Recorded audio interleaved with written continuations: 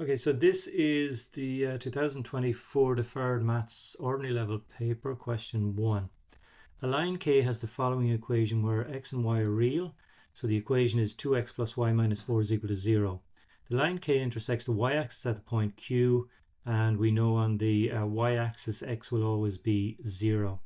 Use the equation to find the coordinates of the point Q. Okay, so what we're going to do here is write down our equation, which is 2x plus y minus 4 is equal to 0. Now we know on the y-axis x is equal to 0, so all we got to do is put 0 in there for x plus y minus 4 is equal to 0. This will just give us 0. We'll get 2 zeros are 0. So we end up with y minus 4 is equal to 0, which will finally give us y is equal to 4. You just add 4 to both sides.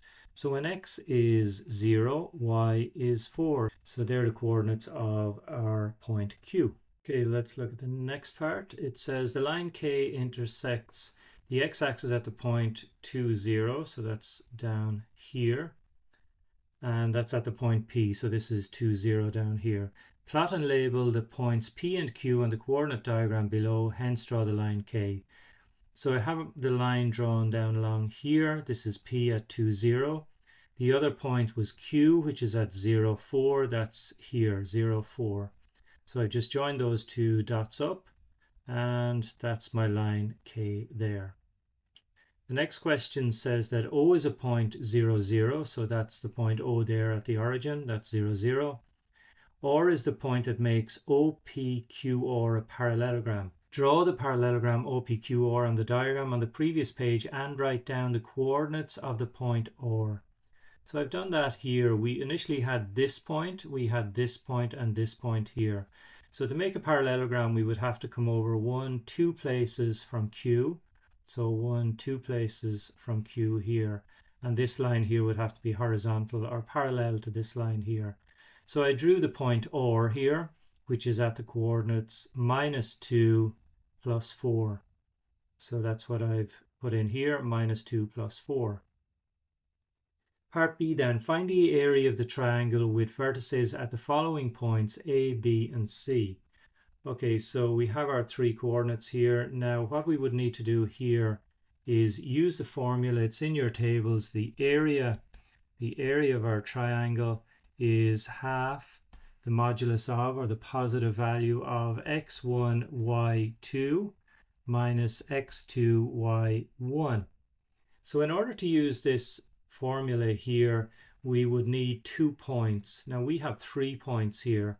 So what we're going to do is we're going to turn one of those points into the coordinates 0, 0. So if we look at our points, we've got A, which is 2, 0. We've got B, which is 2, 4. And we've got C, which is minus 3, 3.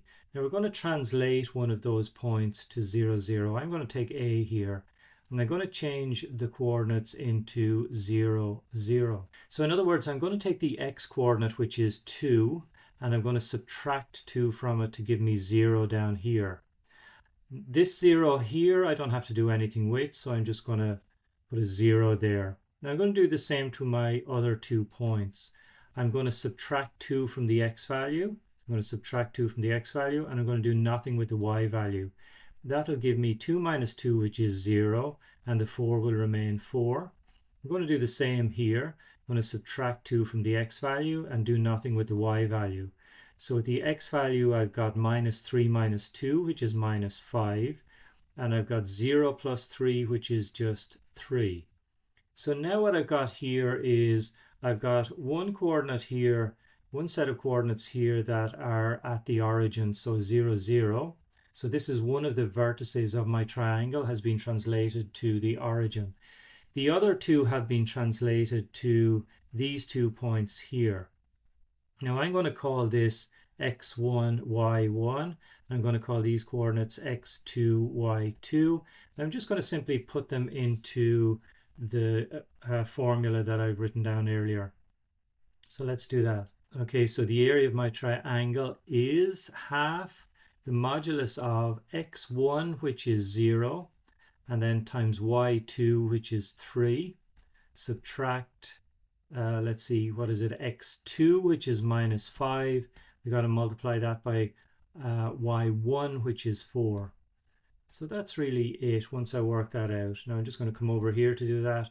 So it's going to be half times the modulus of, well, 0 times 3 is 0. Out here then we've got minus 5 times plus 4, which is minus 20. And then taking this minus into account, that would be plus 20. So it's the modulus of plus 20. Well, the modulus of plus 20 is just plus 20. The positive value of plus 20 is plus 20. And then half of 20 is 10. So the area of my triangle is 10. And we don't have units here, so I'll just write in units squared. That's really it for this question. Okay, let's have a look at question 2. The finishing times for a cross-country race were normally distributed with a mean time of 13 minutes and a standard deviation of 1.5 minutes. The diagram below shows the distribution of the finishing times. Use the empirical rule to answer parts A, 1, 2, and 3. So we have our normal distribution here. We're told that the mean time was 13 minutes. So we're going to have to put 13 in the middle anyway. So 13 will go here. We're also then told that the standard deviation is 1.5 minutes. So let's put those in. We can see that we've got 13 here. Add 1.5, you get 14.5. Add another 1.5 to 14.5 and you'll get 16 here, 16 minutes. Now we've got to go in the other direction. We've got 13 minutes in the middle here as the mean. We've got to subtract 1.5, that's 11.5 minutes here. Then subtract another 1.5, that'll give us 10 minutes here. So we're looking at the mean here, plus 1 standard deviation, plus 2 standard deviations, minus 1 standard deviation, minus 2 standard deviations. What percentage of the runners who finished the race had a finishing time between 11.5 and 14.5 minutes? So between 11.5 and 14.5, that's between plus and minus 1 standard deviation from the mean. We know that between 1 and minus 1 standard deviations from the mean, we're talking about 68% of the runners. If it was 2 standard deviations, we'd be talking about 95%. This is 1 standard deviation above, 1 standard deviation below, so it's 68% of the runners. Let's have a look at the next one then. 120 runners finished the race. Find the number of runners who finished the race in less than 10 minutes. So again, if we have a look at this, less than 10 minutes would be down here. So we're talking about 2 standard deviations below the mean. Now, if we look at the percentage of runners between plus and minus 2 standard deviations, we're talking about 95%. So we're talking about 95% of the runners will finish within these times here, between 10 minutes and 16 minutes. So that would leave us 5% on either side. So in other words, this would have to be 2.5% here, and this would have to be 2.5% down here of the runners who finished in this area down here.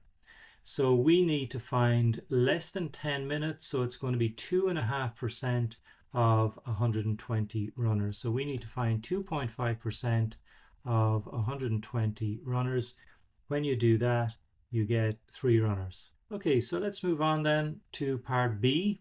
In a sprint final, there are 8 finalists. There are 8 lanes. Each finalist is put in a different lane. Find the number of possible ways the finalists could be arranged at the start line of the race. Well, that's just going to be simply 8 factorial ways of arranging the runners in 8 ways. So in other words, that's just 8 times 7 times 6 times 5 times 4 times 3 times 2 times 1. So you can do that on your calculator and you will get 40,320. So that's part B1. Part B2, find the number of possible ways that the top 3 places can be filled if only one person can finish first, one person can finish second, and one person can finish third. So if we look at the top 3 places, I'll just draw these boxes out here. So this would be first, second, and third place. How many different options do we have for finishing first place? Well, we have 8 people in the race, so we have 8 possible finishers in first place. Once someone finishes in first place, then we've only got 7 people left to finish in second place. And then once those 2 people have finished first and second, we've only 6 people left to finish in third place. So it's just simply 8 times 7 times 6, which is 336 possibilities. And that's it for this question. Okay, let's move on to question 3. A circle C has center 3 minus 1 and radius 2. Write down the equation of C. Okay, so the equation of a circle is x minus h to be squared plus y minus k to be squared is equal to r squared. H and k are just the center of the circle. So the equation of our circle is going to be x minus 3 to be squared plus y minus 1, so that's y plus 1 to be squared is equal to r squared. Well, the radius is 2, square 2, you get 4. And that's really it for the equation of our circle. Circle S is the image of circle C by central symmetry through the point 0, 0. Work out the center and radius of circle S and fill them into the table below. So I have drawn the circle actually, but this is the center here of our circle C. We want to reflect that, if you like, in the origin. So you're going to come up along here and go on the same direction, the same distance, and you'll end up here. You can see the coordinates of this point here are 3 minus 1. So the coordinate of our new center will be minus 3 plus 1. So this is the center here. The radius will remain the same. Central symmetry will maintain length. So the radius will be from here to here, for example, which is 2 units. So we'll have 2 units here as well as our radius. So, and I've actually drawn the circle here. I've drawn it freehand. You guys will need to draw this using a compass. Okay, so the center then is minus 3, 1, and the radius is 2 units. Okay, so let's look at the next part. Hence construct the circle, which I have done. And then part B, the circle K has center 4 minus 2. The point 7, 2 is also on the circle and is the point of contact for the tangent line L. The information is shown on the diagram below. Find the slope of AB and hence work out the slope of the tangent line L. So we want to find the slope of AB, this radius length here. So let's just write down the 2 points. First of all, we have A, which is 4 minus 2, and we have B, which is 7, 2. We want to find the slope of that line segment. So I'm going to call this x1, y1, x2, y2. The slope, remember, is y2 minus y1 over x2 minus x1. It's just the difference of the y's over the difference of the x's, or just rise over run. So in our case, we've got y2, which is 2 minus 2, which is our y1, and then we have x2, which is 7, and we want to subtract x1, which is 4. When you do that, you get 2 plus 2, which is 4, and then 7 minus 4, which is 3. So it's 4 over 3. We also have to work out the slope of the tangent L. So the slope of L is, what you would do is you would take our slope 4 over 3, turn it upside down, change the sign, so it's minus 3 over 4, because the tangent, this tangent here, will be perpendicular to the radius at a point here on the circle. Okay, so that's it for this question. Okay, so this is question 4.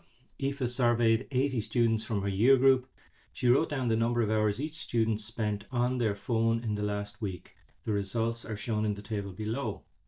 Okay, so this is what's called a grouped frequency table. We have 12 students here who spent somewhere between 0 and 10 hours on their phone. 14 students spent somewhere between 10 and 20 hours on their phone, and so on. So we don't know how many hours each individual student spent. We just know that a certain number of students spent between, say, 0 and 10 or 10 and 20 hours on their phones. The first question is to draw a histogram to represent the data. So I've done that here. Again, I've done this freehand. You guys need to use a ruler. So we know that from 0 to 10 hours, there were 12 students. So you go from 12 out to here and down along here to 10 hours. Let's see, we have 14 between 10 and 20. So we go up to 14 here, which is halfway between 12 and 16. The number of hours that 14 students spent on their phone is somewhere between 10 and 20, and so on. So that's the histogram there. The next question is, what is the greatest number of students that could have spent less than 15 hours on their phone in the last week? Well, 15 hours is going to be somewhere here. So these students here could have spent less than 15 hours on their phone. They could have spent more, we just don't know, but they could have spent less than 15 hours on their phone.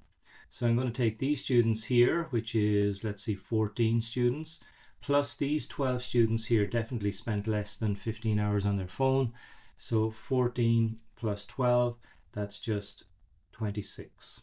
Okay, next one then. Aoife asked the 80 students she surveyed about their use of social media accounts A and B. She wrote down the following information. 21 do not have a social media account on A or B. 43 have an account on B. This information is shown in the Venn diagram below. P and Q are natural numbers and constants. So this is our Venn diagram here. We can see these are the 80 students here. We know that 43 students have an account on B, so that's included in this circle here. 21 students don't have an account on either A or B. Work out the value of P, the number of students who have an account on A only. So what I'm going to do here is take 80, total of 80. I'm going to subtract the 21 anyway. If I subtract the 21, that'll give me the number of students that are in here. Now I'm also going to subtract this 43. There are 43 here. That'll give me P. So subtract 43 as well. When you do that, you get 16. So that's P. Okay, next one. 30 of the students have an account on A or B only. Now A or B only is this area here, and it also includes this area here. So these two areas here are A or B only. Doesn't include this bit in the middle. So 30 students are in those areas. Hence or otherwise, find the number of students who have an account on both A and B. That is, find the value of Q. So we've got to find this value here in the middle. Okay, so we know that there are 30 students here and also here, and we've got to work out what Q is. So what we're going to do is we're going to take the 30 and we're going to subtract 16. So remember, there are 16 students here. That'll leave me with the number of students that are here, because remember there are 30 here and also here. So if I subtract the 16, that'll give me the number of students that are here. This is the number of students that are in B less A. I'll just write that down. So that's equal to 14, and that's equal to the number of students in B excluding A. Now I know that there are 43 students in total in B. We're told that there are 43 students in this area here. So if I subtract that number from 43, that'll give me Q. So I'm going to take 43, I'm going to subtract 14, that'll give me 29, and that's the number of students in Q. I'll just write that in there. That's 29. Okay. Last one, a student is chosen at random. What is the probability that the student has neither an account in A nor B? So the number of students that have an account that don't have an account in either A or B is 21. So it's just simply 21 over 80. And that's it for this question. Okay, next question is question 5. A person who makes chocolate, a chocolatier, uses large rectangular blocks of chocolate to make smaller chocolates. The dimensions of one large block are 70 by 36 by 1.8 centimeters as shown in the diagram below. Show that the volume of the rectangular block is 4536 cubic centimeters. So the volume is just going to be length times width times height. So the length is, let's say, 70, the width is 36, and the height is 1.8. And when you do that, you do get 4536, and that's centimeters cubed. So it's just the volume of a cuboid. Okay, next one. The weight of the block of chocolate is 5 kilograms. Find the weight in grams of 1 cubic centimeter of chocolate correct to 1 decimal place. So we know that the volume was 4536 cubic centimeters, and that's 5 kilograms. Now there are 1,000 grams in a kilogram, so that's 5,000 grams. We want to know what 1 cubic centimeter is in grams. So what we've got to do is divide 5,000 by 4536. And that is, it says to 1 decimal place. So that is, to 1 decimal place is 1.1 gram. Okay, let's have a look at the next part. Part B, the chocolatier makes chocolate spheres. The radius of one such sphere is 1.6 centimeters. Find the volume of one chocolate sphere. Give your answer correct to 1 decimal place. So the volume of a sphere is 4 over 3 pi r cubed. So we just got to put in the numbers. We've got 4 over 3. We've got pi from our calculator. The radius is 1.6, so we've got to cube that.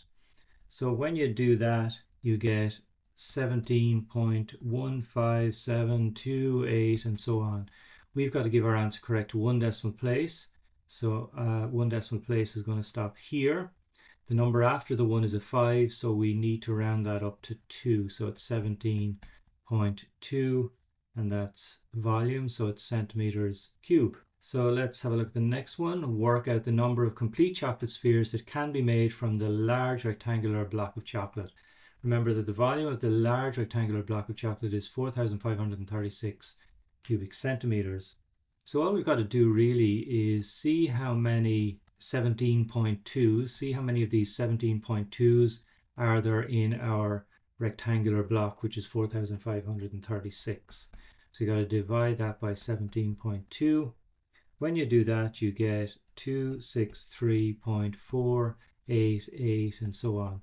So it says how many complete chocolate spheres can be made. So that's going to be 263 complete chocolate spheres can be made.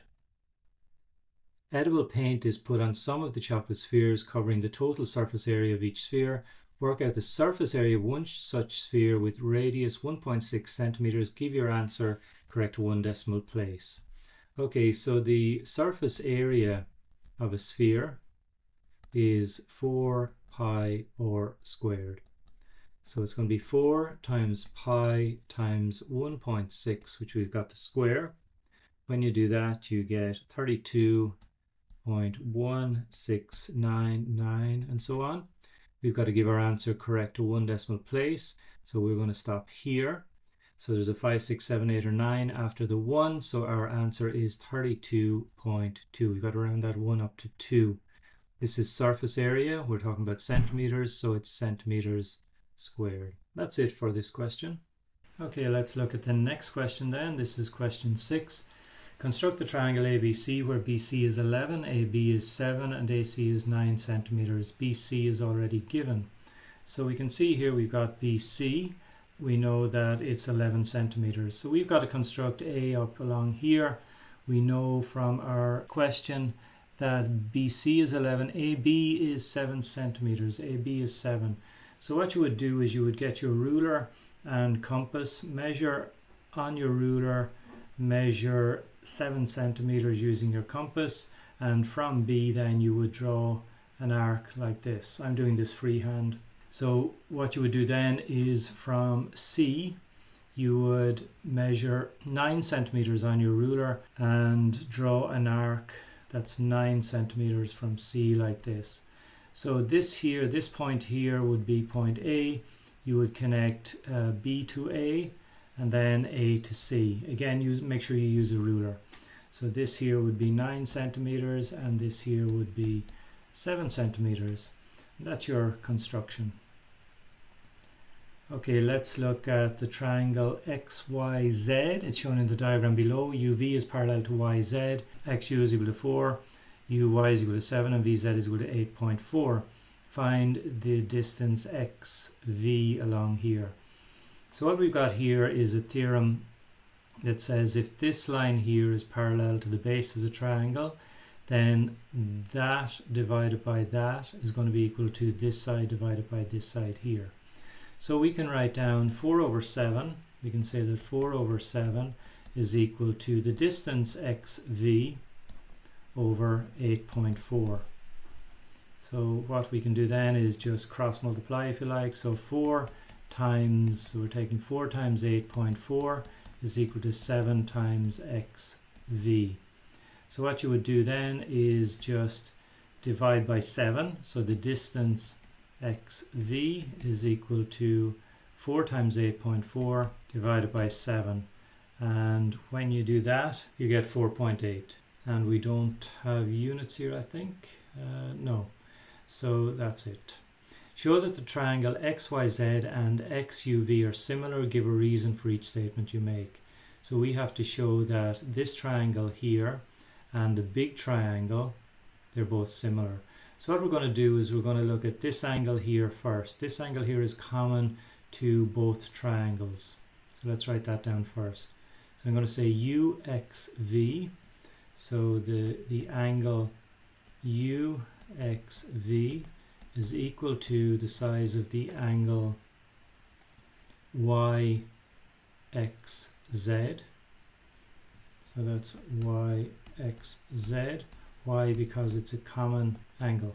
Next thing I'm going to do is I'm going to say that this angle here is equal to this angle down here. Why? Because it's corresponding.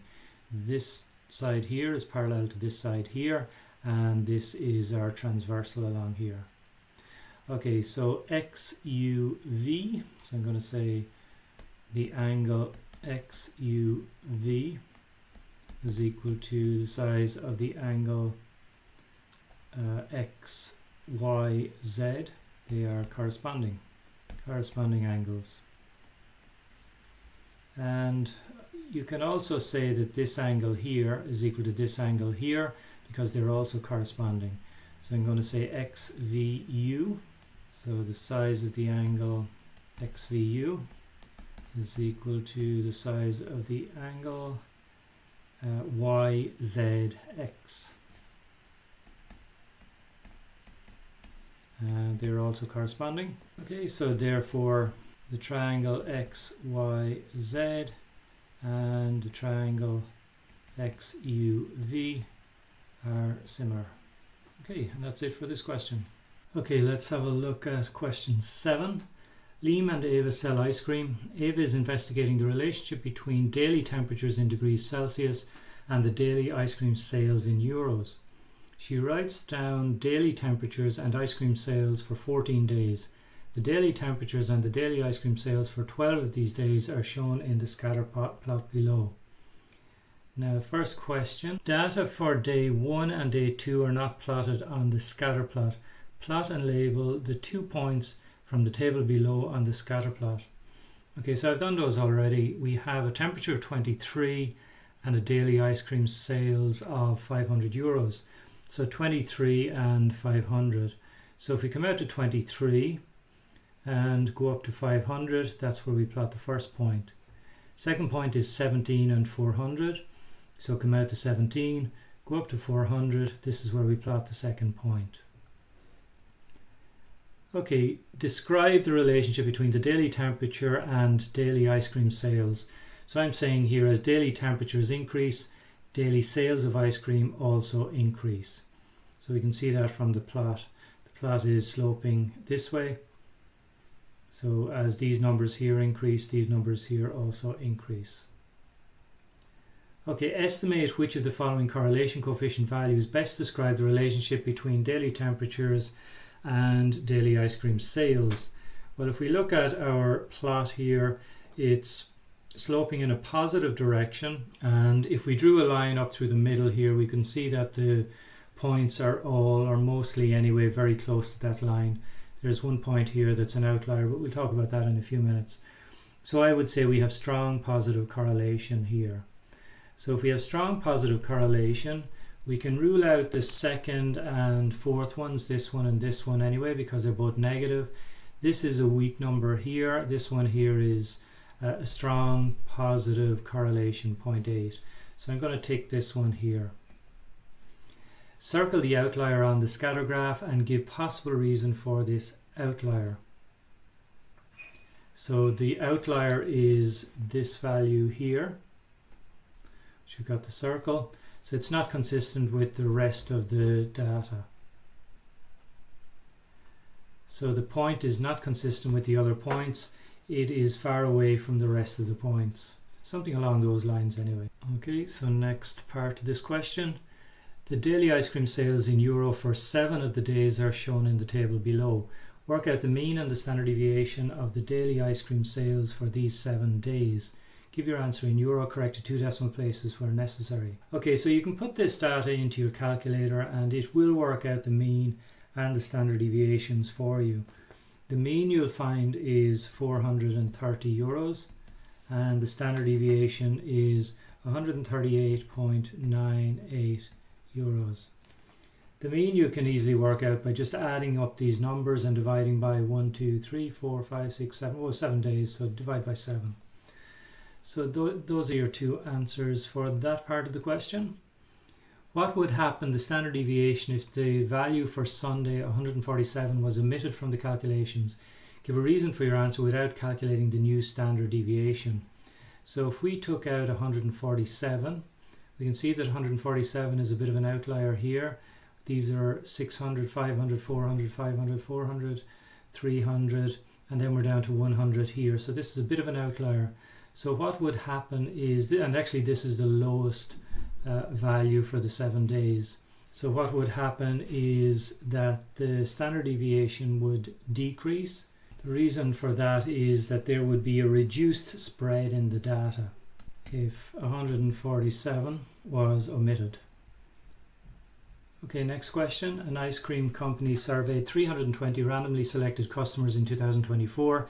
74 said that their favorite ice cream flavor was vanilla. Work out the percentage of customers who said vanilla was their favorite flavor. Give your answer correct to the nearest percent. So we need to find 74 as a percentage of 320. So you make it a fraction first and then just simply multiply by 100. So when you do 74 over 320 times 100, you get 23.125%. Now it says here give your answer correct to the nearest percent. So that means we have to stop here. So the number after the 3 is a 0, 1, 2, 3 or 4. So we leave 23 as it is. So it's just 23%. Show that for this sample, the margin of error for a population proportion is 5.6%, correct to 1 decimal place. Now the margin of error is given by 1 over the square root of n. As a percentage then you just multiply by 100.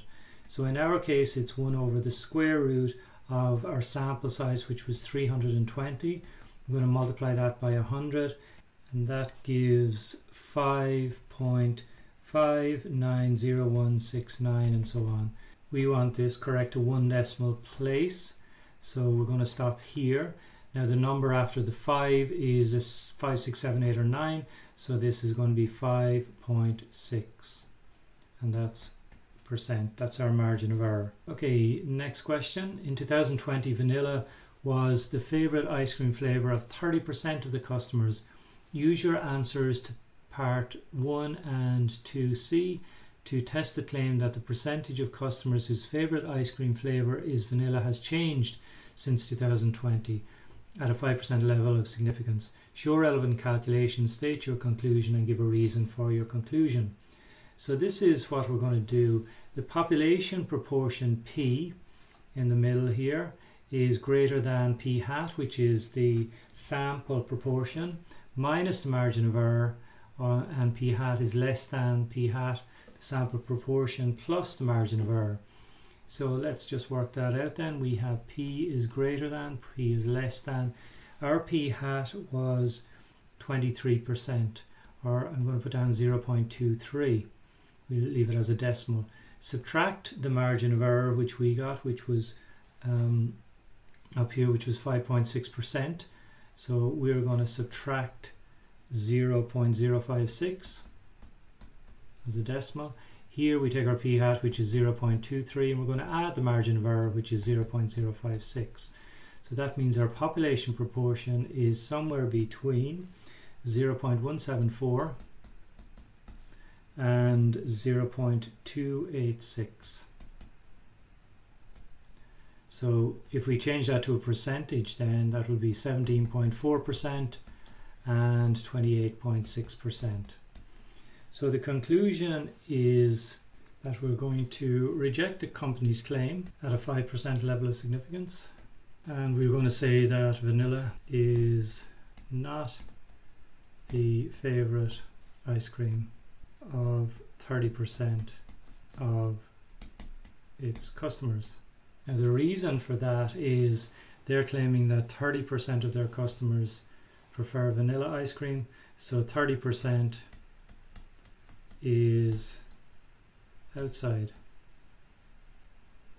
the range, 17.4% to 28.6%. 30% is outside this range here that we've calculated. Okay, so that's it for this question. This is question 8. A swimming pool is in the shape of a prism. The diagrams below show the dimensions of the swimming pool. The vertical side wall of the swimming pool is made up of the rectangle ABCF. So that's here, A, B, C, and F, joined to the triangle CDE, so that's down here. C is an element of BD, so C is here, and E is here. The length of the swimming pool AB is 20 meters. The shallow end EF is 8 meters long, so that's here. The depth of water in the swimming pool at its shallow end A to F is 0.75 meters, so that's here. Okay, so the swimming pool is 1.25 meters deeper at the other end, so CD is 1.25, that's down here. Find BD, the total depth of water at the deeper end of the pool. So that's really simple question. We just got to find this distance here, which is 1.25 meters, add it to 0.75 meters, that's the total distance from B to D. So let's write that down. So the distance then, the distance from B to D is 0.75 plus 1.25 meters. When you do that, you get 2 meters. That's really it for part A1. Let's look at part 2. Show that the area of the vertical side wall of the pool is 22.5 meters square. So we just got to find the area of this part here. So to do that, what we're going to do is we're going to find the area of this rectangle here, and then find the area of this triangle here, and add them together. So we're going to find the area of this rectangle, this triangle, add them together. So the area of this rectangle here is just length times width. So that's 20 meters by 0.75 meters. The area of this triangle here is half the base times the height. So if we take C to E as the base, that is 12 meters, because this distance here is 20. This is 8. If we subtract them, we'll get 12 meters from C to E. So it's going to be half of 12 times the height, which is 1.25. So we just add those two areas together, and that'll give us the side wall area. Let's write that out. So the area then is equal to 20 times 0.75 plus, and then half the base times the height, so it's going to be half times 12 times 1.25. When you do 20 times 0.75, you get 15. When you do half 12 times 1.25, you get 7.5. Add those together and you get 22.5, and it is meters squared. Okay, so the swimming pool is 10 meters wide. Use your answer to part A2 to find the volume of water in the pool. Give your answer in litres, and we're told that 1 cubic meter is 1,000 litres. So we've already found the area of this side wall, and it's the same shape the whole way back. So the back wall is the same shape as this here. So all we've got to do is multiply this area that we found earlier by 10, and that'll give us our volume. So let's write that out. So the volume then of the pool is just equal to the area that we found, which was 22.5 meters. We've got to multiply that by 10. If we do that, we get 225 cubic meters. We're asked to give our answer in litres.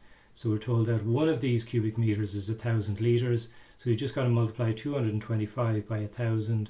So that's 225,000 litres. Okay, next part. The floor of the swimming pool is to be tiled. The tiles being used for tiling the floor are square with a side length of 45 centimeters. Find the area of one of these tiles in meters squared. Okay, so we take one of these tiles, it's square, and each side is 45 centimeters. Well, there are 100 centimeters in a meter, so each side is actually 0.45 meters. And all we've got to do is multiply those two together to find the area of one of these tiles. So the area is length times width, so it's 0.45 times 0.45. When you do that, you get 0.2025 meters squared. Okay, part 2. The area of the floor of the swimming pool is 201 square meters. Work out the minimum number of tiles that are needed to tile the floor if 10% wastage is expected. Well, if you take the area of the floor, which is, we're told here that the area of the floor of the swimming pool is 201. If you take 201, divide that by the area of one of the tiles, which is 0.2025, that'll give you 992.592 tiles that are needed. However, we're going to find that we're going to waste 10%. So what we've got here is 992.592 tiles, if you like. I know you can't have 0.592 of a tile, but let's not round it for the moment. So that's going to be really equivalent to 90% of what we need. So we need to find out how much 100% is. What exactly do we need? So we go to 1%. So that's 992.592 divided by 90. So divide the right hand side by 90, divide the left hand side by 90. So 100% of what we actually need is 992.592 over 90. How do you go from 1 up to 100? Well, you just multiply by 100. So when you do that, what we actually need is 1102.88 tiles. So the answer then really is, you can't have 0.88 of a tile, so the answer is 1103 tiles. Now we can check that. If you get, for example, let's see, we'll do a check here. If you get 10% of 1103, that'll give us 110.3. Subtract that from 1103 and that gives you 992.7, and you can see here that's very close to how many tiles we actually need. Okay, so let's look at part C then. A pump for a swimming pool is in the shape of a cylinder on top of another cylinder as shown in the diagram below. So this is our top cylinder, this is our bottom cylinder here. The top cylinder has a radius of 22 centimeters and a height of 11. Show that the volume of the top cylinder is 5,324 pi centimeters cubed. So the volume of a cylinder is pi r squared h. In our case, pi is pi, r is 22, and h is 11. So when you do that, you do get 5,324 pi centimeters cubed. Okay, next part, the volume of the bottom cylinder is 3 times the volume of the top cylinder. The bottom cylinder has a height of 50 centimeters. Find the radius of the bottom cylinder, correct to 1 decimal place. So the volume of the bottom cylinder is 3 times the volume of the top cylinder. So that's going to be 3 times 5,324 pi. So that is 15,972 pi centimeters cubed. So we know that that is 15,972 pi. We know that that is just equal to pi r squared h. So we want to find what r is. We're told that the height is 50. So all you got to do is solve for r here. So what you'll notice here is you've got everything multiplied on the left and right hand side. So we can divide by pi, divide by pi. So that leaves us with r squared 50 is equal to 15,972. So I'm going to divide both sides by 50.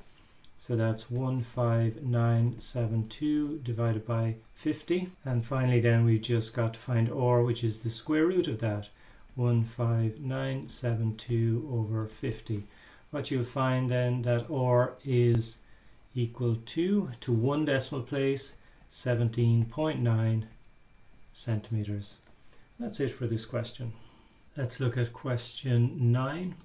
Susan is playing a darts game called Hit the Bull. In this game, a player throws 3 darts at the bullseye in the center of the dartboard. The probability Susan hits the bullseye with a single dart is 0.2. The probability of a single dart hitting the bullseye is independent of the outcome of the previous throw. Find the probability Susan does not hit the bullseye on a single throw. So if the probability that she hits the bullseye is equal to 0.2, that means the probability that she doesn't hit complement if you like, is equal to 0.8. It's just 1 minus 0.2, which is 0.8. Okay, part 2, find the probability that Susan hits the bullseye with her first dart and does not hit the bullseye with the other 2 darts. So we want the probability that she hits and doesn't hit, and she doesn't hit. So that's just simply equal to 0.2, and means you multiply. So it's 0.8 that she doesn't hit, and again multiply, she doesn't hit 0.8. So when you multiply those 3 together, you get 0.128. So that's the probability that she hits with the first dart and does not hit the bullseye with the other 2 darts. Okay, part 3. Susan plays Hit the Bull. She gets a score of 50 for each time she hits the bull. Susan wants to work out her expected score for throwing 3 darts. The scores and the probabilities of these scores are given in the table below. So work out Susan's expected score for throwing 3 darts. So the expected value then is equal to the probability, which is 0.008, multiplied by the score in this case, which is 150. Then we've got to add the next probability, which is 0.096 times its score, which is 100. And the same for the other 2, then it's 0.384, which you've got to multiply by 50. And then finally we've got a probability of 0.512, which we multiply by 0. When you multiply all that out, it's all just calculator work. Do this one first, then this one, then this one, then this one, and then add your answers. So you should get a score of 30. So on average, she's getting a score of 30. Okay, next question, part B. The dartboard is in the shape of a circle. It is divided into 20 equal sectors as shown in the modified diagram below. Show that the measure of the angle of each sector is 18 degrees. Okay, so well, the entire circle should be 360 degrees. There are 20 sectors, so what we're going to do is divide by 20, and that will give you 18 degrees. So very straightforward. Next question. The diagram on the right shows 2 sectors. The radius of the smaller sector is 99 millimeters and the radius of the larger sector is 107 millimeters. Work out the area of the shaded area correct to the nearest millimeter squared. That is, work out the area of the part of the larger sector that is not in the smaller sector. Okay, so we've got to work out the area of this part here. So what we're going to do is find the area of this big sector here. Then we're going to find the area of this non-shaded part here, and we're going to subtract them. So let's do that.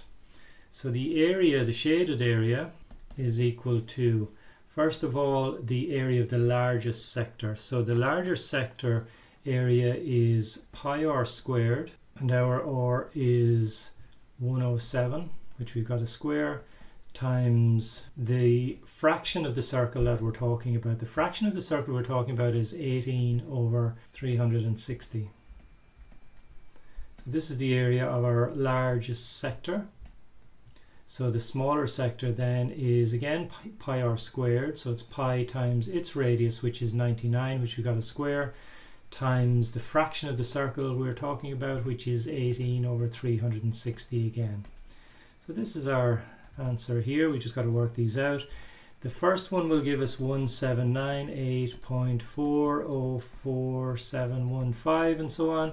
Second one then is 1539.53748 and so on. When you subtract those, you get 258.867135, and we want to give our answer correct to the nearest millimeter squared, so that's just 259 millimeters squared.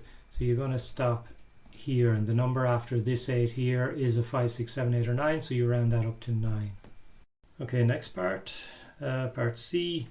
The integers from 1 to 20 are arranged in a circle around the dartboard, where U is the set of integers on the dartboard, P is the set of prime numbers on the dartboard, that is P is 2, 3, 5, 7, 11, 13, 17 and 19. List the elements of P complement, that is the set of integers on the dartboard that are not prime. So P complement is going to start with 1. 1 is not a prime number. 2 is a prime number. 3 is a prime number. 4 is not. 5 is. 6 is not. 7 is. 8 and 9 are not. 10 not. 11 is. 12 is not. 13 is. 14, 15, 16, 17 is. 18 is not. 19 is. And 20 is. So they're the set of elements that are in P complement. Okay, next question. There are 4 solutions to the equation a plus b is equal to 20, where a and b are prime. They're elements of P. List the 2 solutions. So we have a plus b is equal to 20. Well, we could have, let's say, 3 plus 17 is equal to 20. We could have 17 plus 3 is equal to 20. We could have 7 plus 13 is equal to 20, and we could have 13 plus 7 is equal to 20. So the solutions are, let's see, A is equal to 3 and B is equal to 17.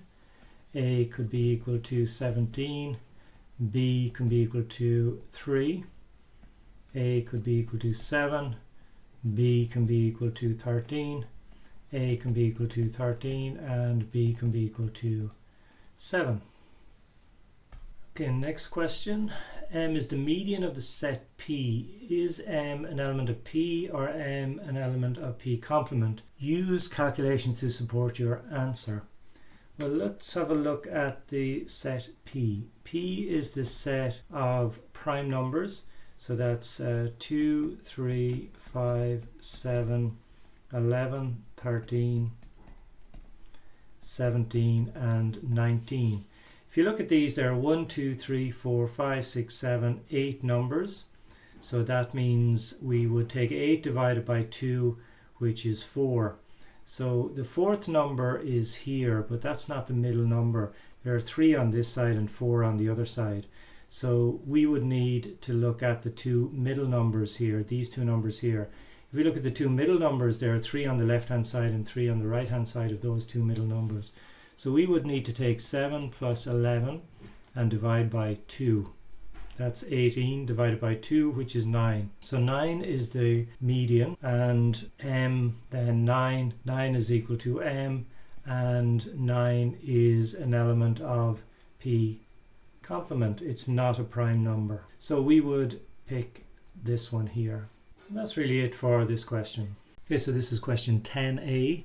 The diagram below, not to scale, shows the plan of a university campus ABCD. The points C, D and E are main doors to buildings on the campus. So that's C, D and E. C, D and E here. DE, DC and EC are pathways between the main doors. So the first question is, use the theorem of Pythagoras to work out BC, the distance from B to C. So we got this distance here up to here. So we have here a right angle triangle, so all we got to do is Pythagoras' theorem. So 41 there is the hypotenuse, 9 is one of the shorter sides, so it's going to be 9 squared plus BC squared is equal to 41 squared. So let's write that out and do it. So we're going to take 41 squared is equal to 9 squared plus the distance from B to C squared. So if we bring the 9 squared over to the other side, or subtract 9 squared from both sides, we get 41 squared minus 9 squared is equal to BC squared. and then all we got to do is square root both sides. So the distance from B to C is equal to the square root of 41 squared minus 9 squared. So we have to just do that on our calculators, and that will just give us the distance from B to C, which is 40 meters. Okay, next question then. Show that the size of the angle CEB is 77 degrees, correct to the nearest degree. So CEB, let's have a look where that is. So CEB, so this angle here. So we got to show that that's 77 degrees. So what we can do here, we can use sine, cos, or tan here. So I'm going to use cos, I think. So cos is 9 over 41, adjacent over hypotenuse, is equal to the cos of this angle here. So let's just write that out. So the cos of the angle CEB is equal to 9 over 41. So to find the angle itself, so the angle itself, which is CEB, we just do the cos inverse of 9 over 41, which we can do on our calculator. So we get, when you do that, you get 77.3196 and so on. We have to do this to the nearest degree, so our answer is just going to be 77 degrees. Okay, next question then. Use the size of the angle CEB is equal to 77 degrees to work out the distance from A to D and give your answer correct to the nearest meter. So we want to work out AD this time. So AD is this distance down here. Now we know that this here is 77 degrees and we know this is 37. So we can work out this angle here by just subtracting these two angles here from 180 degrees because we have a straight line here. So once we have this angle here, to work out this side here, we can use sine of this angle. So sine is opposite over hypotenuse. So we can work through that then to work out AD. So let's do that. So the first thing we're going to do is work out the size, as they say, of the angle DEA. So that's just going to be equal to 180 degrees.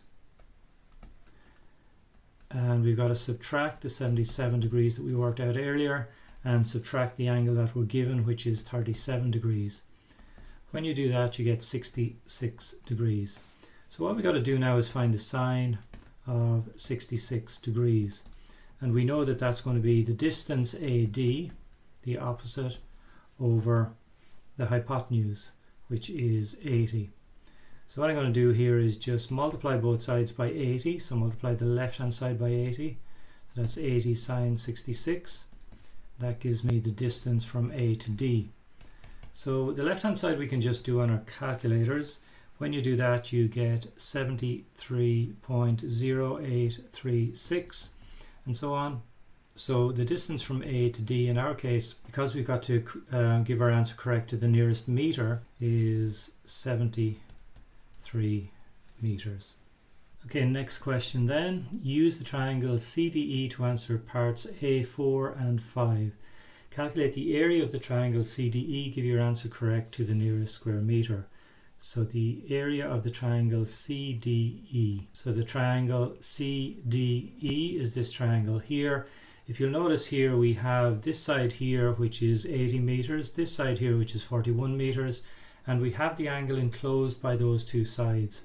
That angle is 37 degrees. So we can use the formula to calculate the area of this triangle, half AB sine C.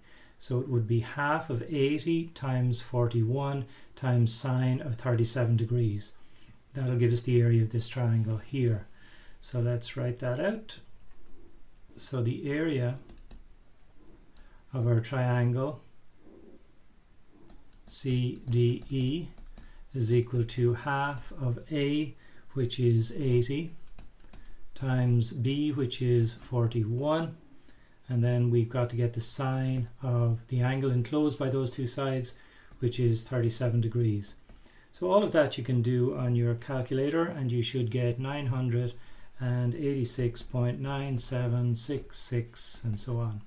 We have to give our answer correct to the nearest meter squared, so that's going to be 987 meters squared. You've got to stop here. The number after the 6 is a 5, 6, 7, 8 or 9, so we've got to round that 6 up to 7. Okay, next question. Use the cosine rule to work out DC, the distance from D to C. Give your answer correct to 1 decimal place. So let's have a look at DC. Well, DC is the distance from here to here. Now again, we've got to use the cosine rule, but again, if you notice here, we've got this side here, and we have the angle enclosed by those two sides.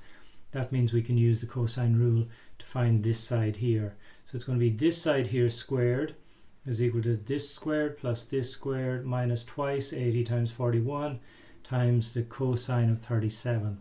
So let's write all that out. So the side opposite the angle that we're getting the cosine of, that's DC, which we got a square, is equal to 80 squared plus 41 squared minus twice 80 times 41 times the cosine of the angle enclosed by those two sides, which is 37 degrees. So what I've got to do is everything on the right hand side.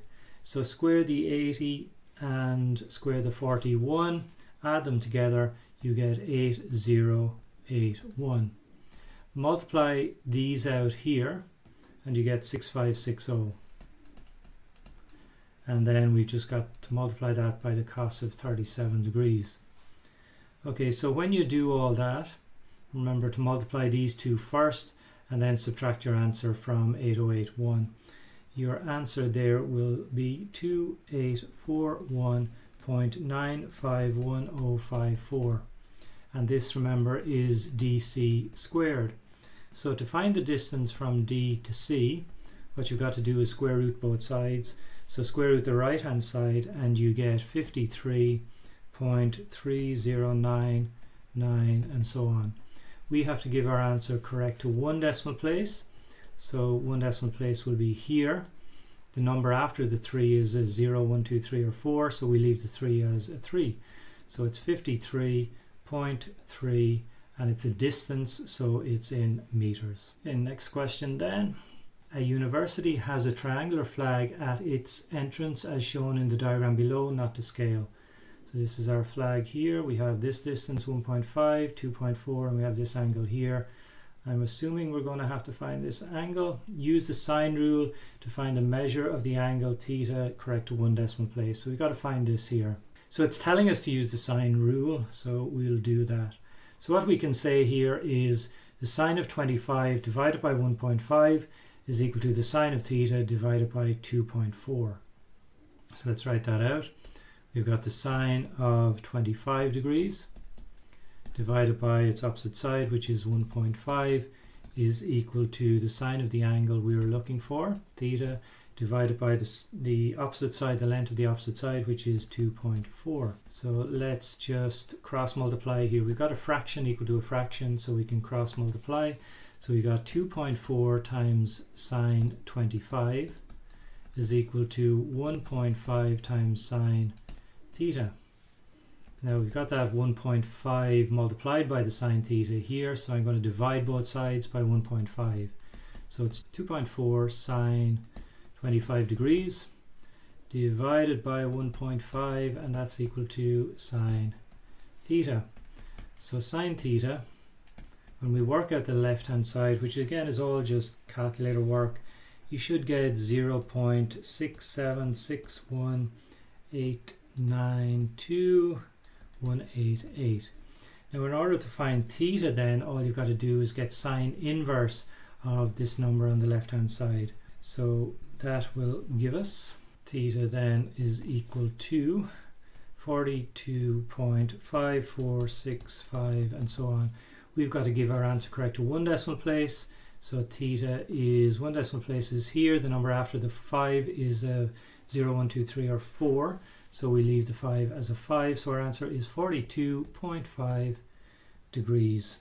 And that's it for this question and this paper.